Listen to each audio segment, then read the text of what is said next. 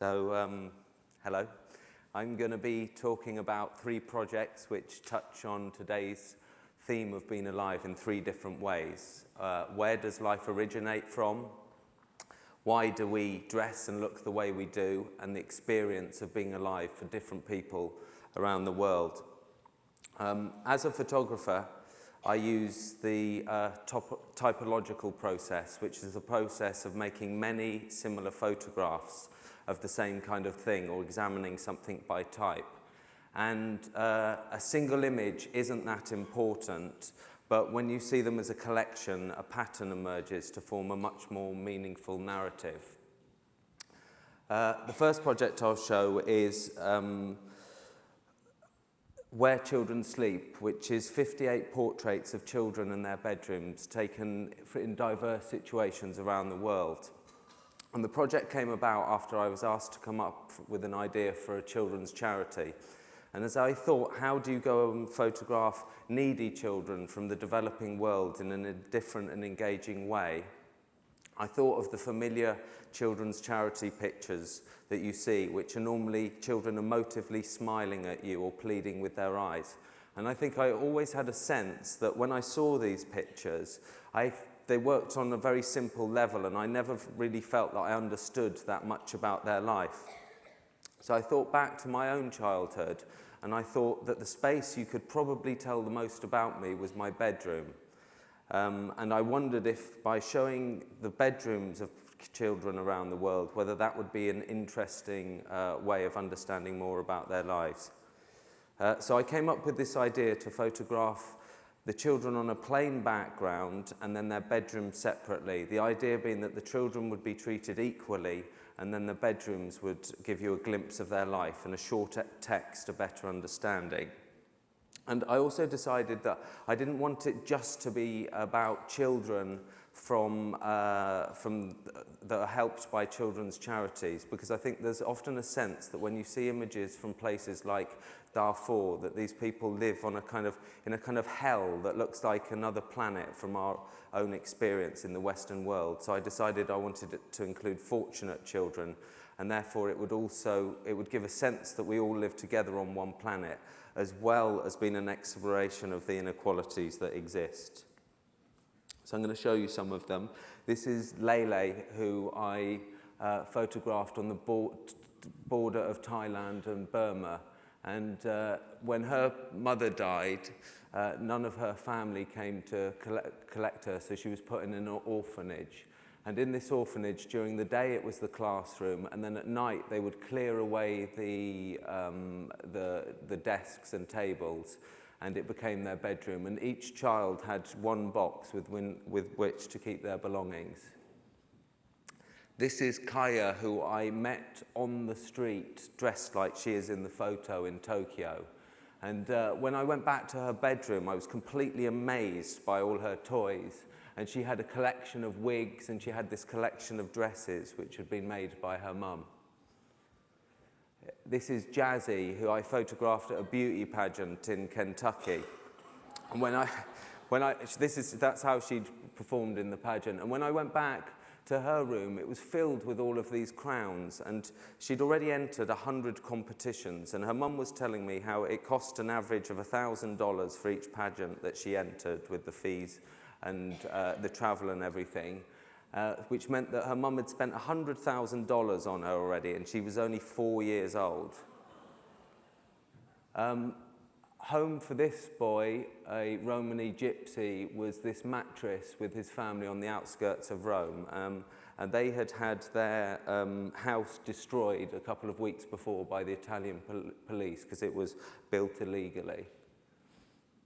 This is 6-year-old Leholo, who was an AIDS orphan. When his father died from AIDS, his mother was so distraught that she ended up abandoning the children, and he's now looked after by his brothers, and they slept all together in one room, which was also the kitchen.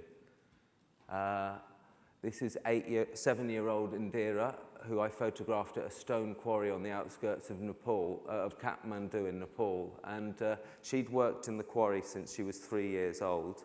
And she lived in this one room with all of her family. They slept in this one bed. This is Justin, who had played for his local football team since he was 5 years old. But his dream is to either be the mayor of New Jersey and if not a poker player. Yeah. So this is Alicia, who I photographed in the Appalachian Mountains in Kentucky. And she lived in this kind of decrepit house that was heated by a wood-burning stove.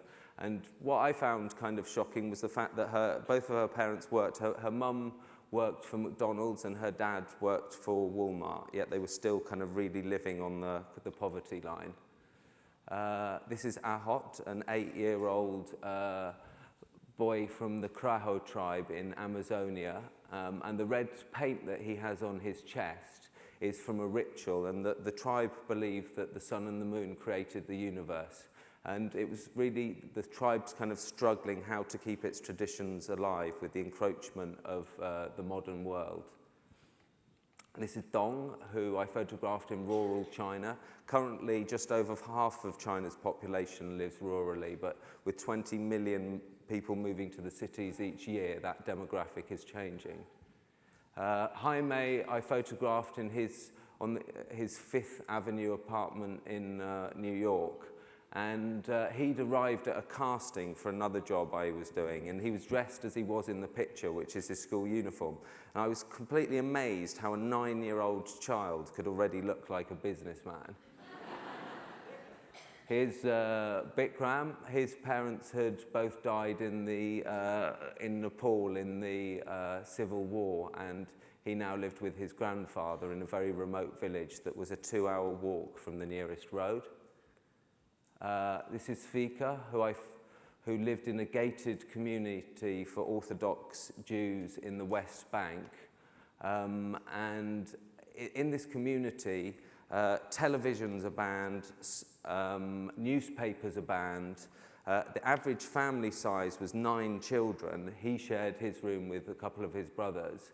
And at the school he went to, they only studied religious studies with a bit of time for maths and Hebrew, so sport was banned from the curriculum. This is 11-year-old Doha, who was one of 11 siblings who lived in a refugee camp in the West Bank. And their house had been destroyed by the Israelis after her brother had blown himself up, killing 23 civilians, and she had this martyr picture of him in her room. This is Juan David, who I photographed in a barrio in Medellin, and his family was an internally displaced people. They had to flee the violence that kind of was surrounding the drug trade in their home village. This is Joey, 12-year-old Joey, who I photographed in Kentucky, and I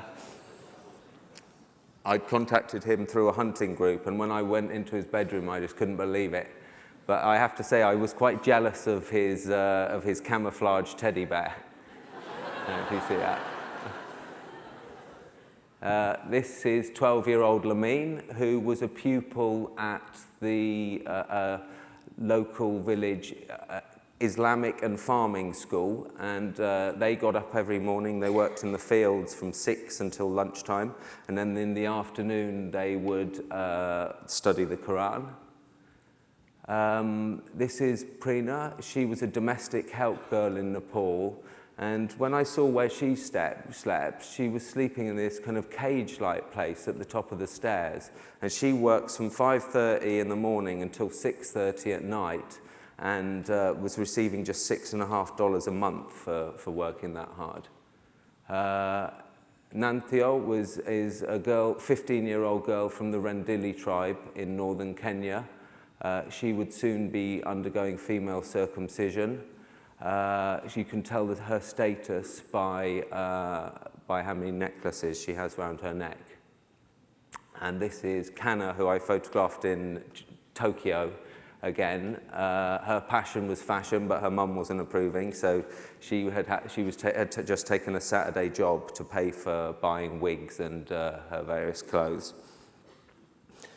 So I'm going to just take a minute. I mean, I think we've seen how hard life can be for humans around the world, and I'm now going to show you another project that shows you that it's not that easy if you're an animal either. James and Other Apes is 50 portraits of chimpanzees, gorillas and orangutans. And I got the idea for the project after watching a nature program on primates, and I was struck by their facial similarity to our own. And then I thought how you tend to think of animals and apes generically, and I thought that maybe if I applied the aesthetic of the passport photograph, the photograph that we all use in our identity documents, whether you'll look at them as individuals. So I also knew that I didn't want to use a telephoto lens. I wanted to make more intimate portraits, and that meant I had to find a way of getting in with the animals. So that meant I travelled first to Cameroon, where I met James, to Congo, the Republic of Congo, and Indonesia. And it was also a way of being able to highlight some of what was happening to them. And I decided early on in the project that I just wanted to photograph the great apes rather than monkeys or primates, because I think that as humans we're clearly different to animals, especially those lower down the evolutionary chain, such as a worm or a mouse. But for me, the great apes inhabit that grey area between man and animal, because we share over 98% of our DNA with chimpanzees and are closer to chimpanzees than chimpanzees are to orangutans. And it interested me that in a Gallup poll last year, just 39% of Americans believe in the theory of evolution, with over 40% that believe that man was created by God in his present form. But I've noticed something interesting, that when kids look through the book, they'll look through it and they'll find a face and they'll say, that looks like me. Whereas when adults look through it, they'll kind of find like a family member or a friend. Yeah. But for me, what is important is that we see our faces reflected back in the faces of animals, because for me, this is who we were and this is also who we are. This is Lavielle, who was a 27-year-old chimpanzee who'd been kept in a cage for the first 15 years of her life. And after she was rescued, it took her 6 years before she had the confidence to come out and step on the grass. Gregoire, who was 60 years old when I took this picture, he had been rescued by Jane Goodall from Brazzaville Zoo, and when he died at the age of 65, was thought to be the oldest chimpanzee in the world. Katie, she had a mental disorder. She'd been kept in a small box. Pumbu had been re-released into the wild and was now the second female in her group, and she's since given a birth to her son called Bosomi. Lulu was also in the re-released group, and she'd been found when she was very small in a hunter's hut, sitting next to her mother's decaying head. Khan, who was just 6 months when I took that picture, he had been rescued, confiscated from a hunter when he was 2 weeks old. Haydar, a young orangutan. Orangutan means man of the forest in Indonesian. Jovan didn't like to sleep alone. Yauk. And all of these apes that I'm showing you are under real threat from two things, from the loss of habitat and from the human population explosion. And all of them had their parents killed in front of them. In the case of the orangutans, it was for the live pet trade. And for the gorillas and chimpanzees, it was for the bushmeat trade. This is Millie, who was a little orangutan who had cerebral palsy, and she needed constant care. Fizzy was a bonobo. Bonobos are our closest cousins, and they resolve conflict with sex. Yeah. This is Gnocchi, who'd been rescued from the war in Congo and had to be given mouth-to-mouth resuscitation when she arrived to Tango. And Quitty, yeah. So some of you might be wondering how I managed to get them to look in camera, and I had two methods. First, I used to use a piece of Scotch tape, and I'd scotch a peanut onto the end of the lens. But it worked, but the problem with that is that they would swing for my camera. So I'd noticed that they used to groom each other as a kind of way of building bonds and as a sign of friendship. So after a while, I'd go up to them, I'd groom them, I'd start on their arm, and I would make my way up their arm, and then I would go to their chin, and I'd put a hair out, and I'd move it to my lens, and as I did that, they thought I'd taken a flea, and they'd go like that and look in the camera.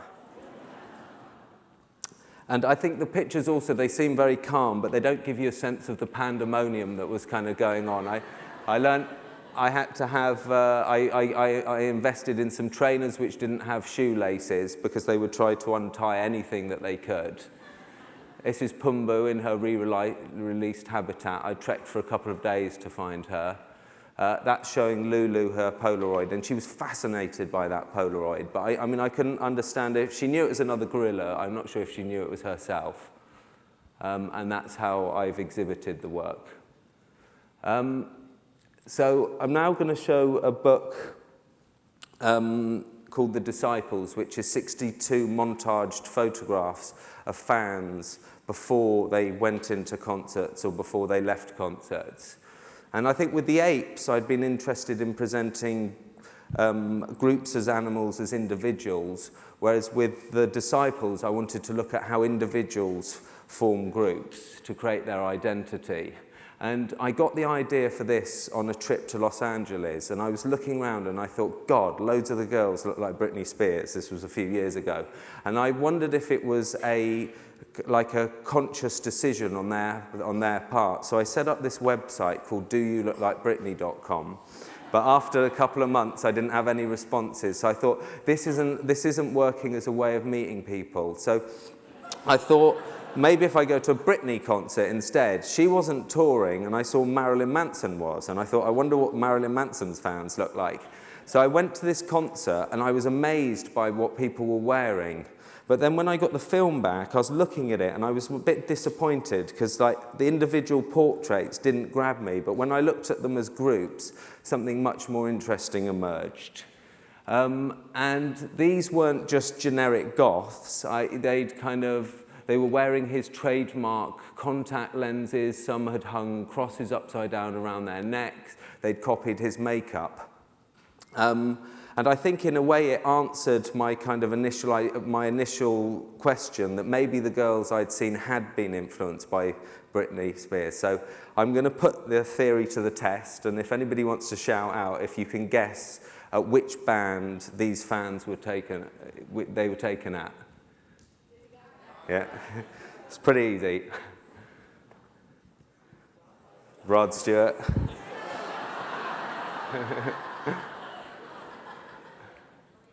Oasis, yeah. Bit hard. Madonna, yeah.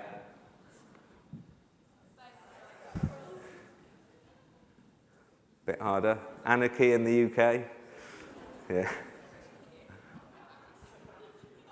Jimmy Buffett. That was at Madison Square Garden. He just had a birthday. Bob Dylan. Missy Elliott. Katy Perry. Tori Amos. Iron Maiden. Right, I'm going to have to begin to wrap up. Dolly Parton. Very English take. So I hope that with these projects, that's Merle Haggard, by organising photographs and using the typological process, I've managed to throw out some questions for you. I think, is anybody truly original? Are we, how can you deny that we're related to our nearest cousins? And to what extent is inequality acceptable in the world? And this is The Cure. Casualties. Red Hot Chili Peppers. P. Diddy. Shakira.